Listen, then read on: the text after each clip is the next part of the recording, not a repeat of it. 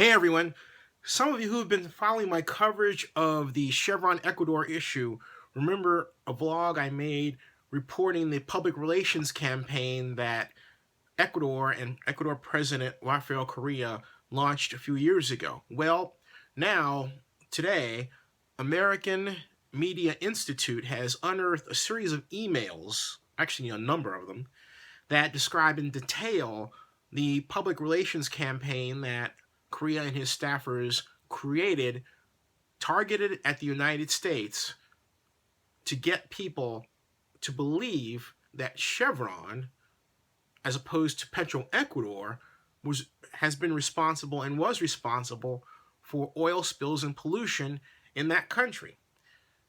That's right, they successfully, the government of Ecuador and President Correa, landed such luminaries as Danny Glover and Daryl Hannah, famous for raising her hand with black oil, but not telling you that oil came from Petro Ecuador, not Chevron.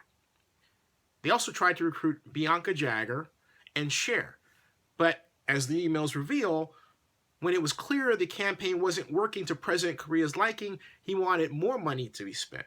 Now, the firm they hired, MC Squared out of Brooklyn, received as much as $534,000 a month for this campaign. Keep in mind, Ecuador itself has a per capita income in US dollars of about $6,000, somewhere in there. Whew. Wow. Now, think about this. Not only did the campaign not work, but it was clear that the government of Ecuador wasn't going to attract any more celebrities. Instead of backing off, Correa says, no, let's spend more money. The limit was $30,000 a month. He wanted more spent, and when he did get the celebrities that he got, and when he was able to engineer a deal with Rolling Stone magazine to unearth these ideas that Chevron was polluting in Ecuador, because the celebrities were older, he said, they're not effective. We need younger celebrities. Spend more money. Didn't work at all. I'm going to say this, and I'm going to say this again.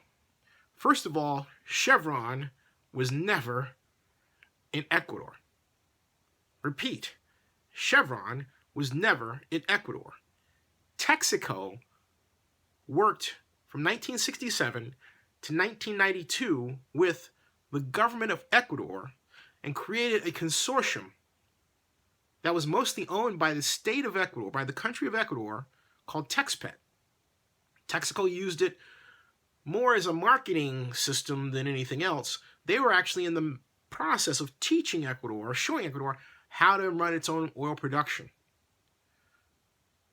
By 1989, Texaco was completely uninvolved in the consortium. And at that point, it was over 70% owned, actually 87% owned, by Ecuador. Chevron did not purchase Texaco until 2005 and inherited the problem.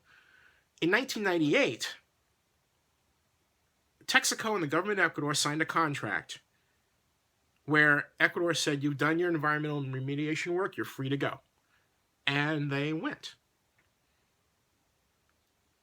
Since then, Petro Ecuador has caused thousands of oil spills. This is documented. Look it up. Thousands. Not reported. But Rafael Correa, since his election in 2006, has went on a number of different types of campaigns to keep up the idea, really the myth, that Chevron has been responsible for pollution in Ecuador. Not true. Not true. It doesn't matter if it's a large oil company or an individual. It's never a good idea to fashion lies against people. People always find out the truth. You want to read the entire article that I'm referring to by American Media Institute? Click on the link in the description for this video.